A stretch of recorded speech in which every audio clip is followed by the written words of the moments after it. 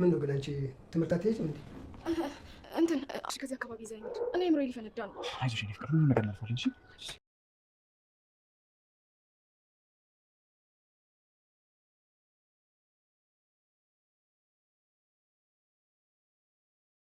ዛሬ የጽናት አባት ወደ ጽናትን ለመጠየቅ ሲመጡም ንብረታቸውን በሙሉ ገንዘባቸውን የያዙትን ጤፍም ሆነ ብር እንዲሁም ስልካቸውን ተዘርፈዋል ማለት ነው። ሰላም ጤና ይስጥልን ውድና የተከበራችሁ የአስማረችቱ ተከታታዮች በያላችሁበት የዓለም ዳርቻ ሰላማችሁ ብዝት ትርፍ ይበልላችሁ እያልኩኝ ዛሬም በአዲስ ቪዲዮ መጥቻለሁ ማለት ነው።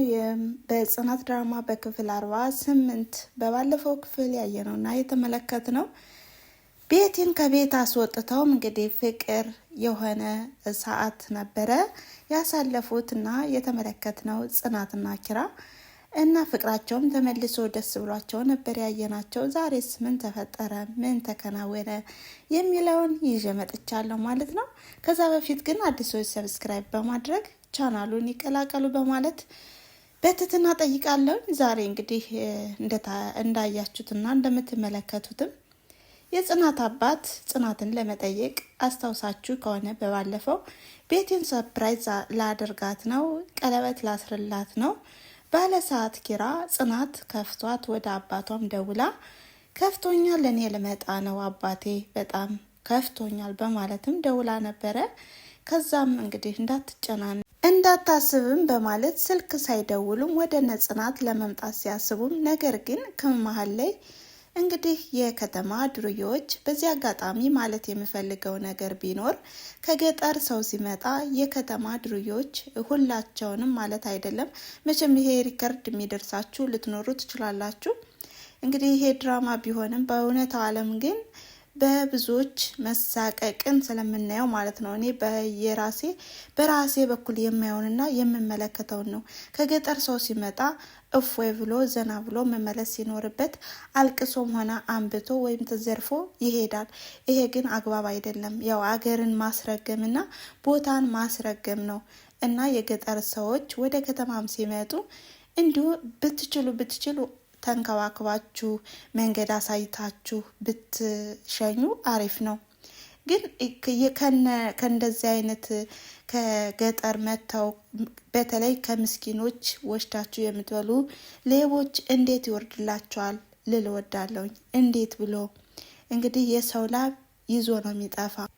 እናም ይሄ ነገር ሊቀር ይገባል ባይ ነኝ። በተቃራኒው ደግሞ ጥሩና መልካም ሰዎችም አሉ። ልክ ከዚህ ላይ ድራማው ላይ እንዳየነውና እንደተመለከት ነው።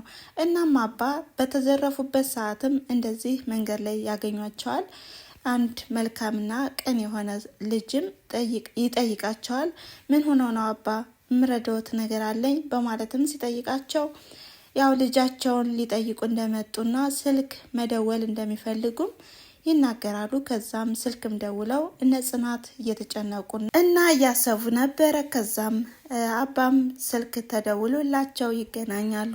እነ ጽናትም በጣም ደስ ብሏቸዋል። ኪራም እምሩም እንዲሁም ቤተሰቡ በሙሉ ደስ ብሏቸው እንግዲህ ማዕድ ላይም የማዕድን አክብሮትም እየገለጹ ነው። እንግዲህ ከዚህ ላይ መውሰድ ያለብን ነገር ማዕድ ምን ያህል ክብር እንደሆነና ማዕድ ቀርቦ መነሳትና መቀመጥ እንደሌለብንም ያስተምሩናል ማለት ነው። እና በጣም ደስ የሚልና ጥሩ የሆነ ታሪክም ሲያዋሯቸውና ሲያጋሯቸው ነበረ።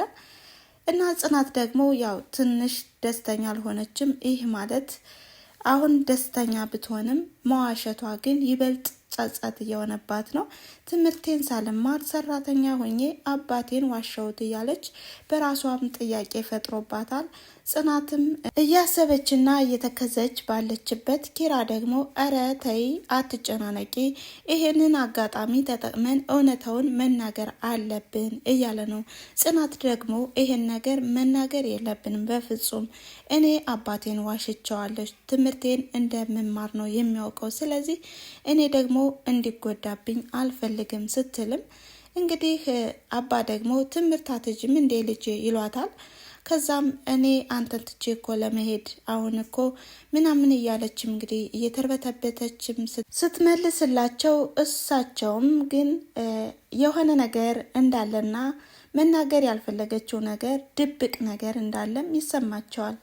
እንደው ካንቺ ይምጣ ብዬ እንጂ እኔማ የሆነ ነገር እንዳለ ይሰማኛል እያሉ ነው። ከዛም እኔ ትምህርት ሊሄድ ነው ትለዋለች ኪራን። ኪራ ደግሞ የምን ትምህርት ይላል። ከዛም ይጠቃቀሱና ከዛ አይ አባትሽን እኮ ትተሻቸው ለምን ትሄጃለሽ ሲሉም አባ ግን እምሩ እንዳለችላቸውና እንደማይደብራቸው ይናገራሉ። ጽናትም እንደባለፈው እንዳያሳየችን ማለት ነው ዩኒፎርም ለብሳ በውጭ ጊዜውን አሳልፋ መመለስን ወዳለች። ከዛም ኪራንም በዚህ አካባቢ ይዘይ ጥፋ ትለዋለች።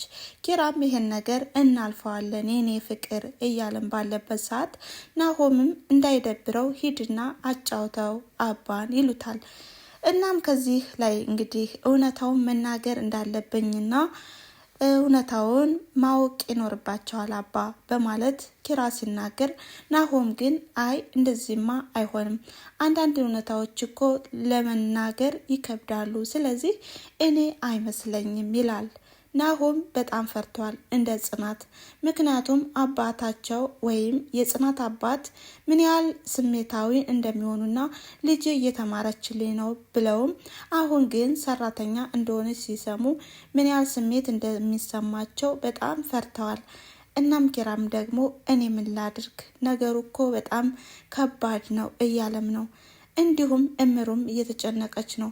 ከዛም ወታም እንዴት 9 ሰዓት እንዴት ነው የሚረዝመው እያለች እያሰበች ነው። እንዲሁም ሰናይትም ደግሞ እያሰበችላት ነው። ጽናት እዚህ በኋላ ስለ ራስሽ አስቢ፣ እውነታውን ለአባትሽ ተናገሪ ትላለች። ጽናት አሁንም የቤቲ ማበድና የቤቲ እንደዚህ መሆን እያሳሰባት ነው። እኔ ትምህርቴን ሳልማር ለቤቲ እብደትም ምክንያት ሆንኩኝ፣ በዚህ ደግሞ አባቴን አሳዘንኩ እያለች ነው።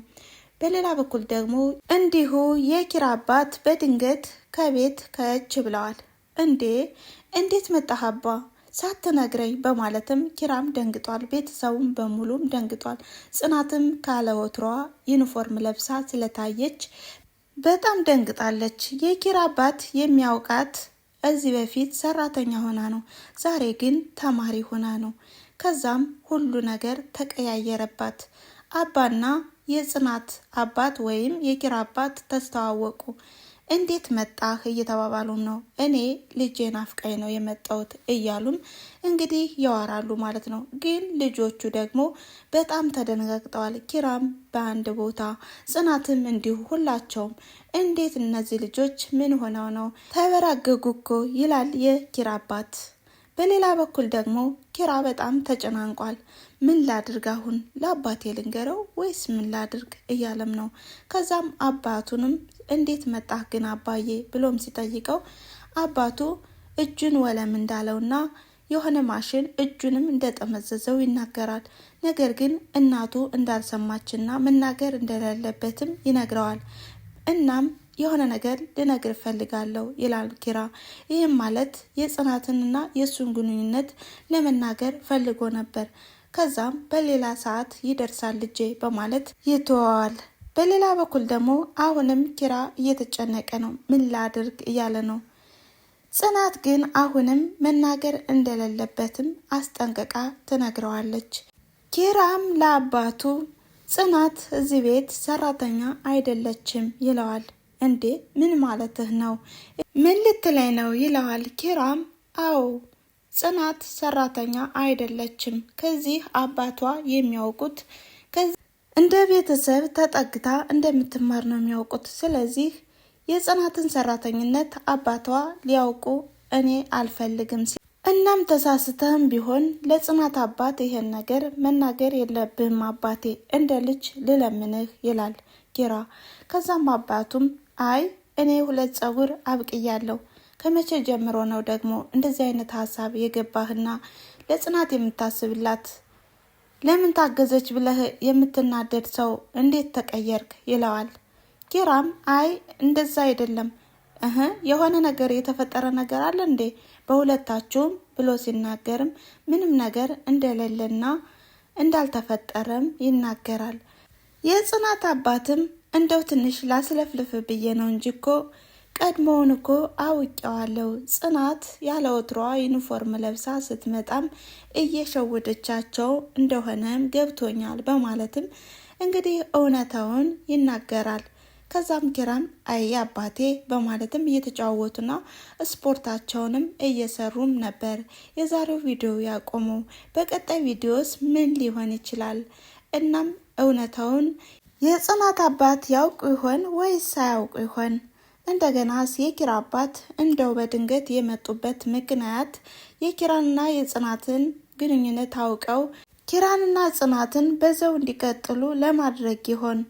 የጽናት አባት አሁን ላይ እያሰቡ ነው። ልጄ የሆነ ነገር ገጥሟታል፣ እንዲሁም ትምህርቷንም እንደማትማርም እኔ አውቀዋለሁ፣ ከወዳንቺው ይምጣ ብዬ ነው እንጂ እያሉ ነው፣ እያሰቡ ነው፣ የተጨነቁ ነው። ነገር ግን ሁለታቸውም ተፈራርተዋል። እናም የዛሬው ቪዲዮ ይሄን ይመስል ነበረ። ስላዳመጣችሁኝና ስለተከታተላችሁኝ ከልብ አመሰግናለሁ። ላይክ፣ ሼር፣ ኮሜንት እያደረጋችሁ አበረታቱኝ በማለት መልካም ጊዜ። ባይ ባይ።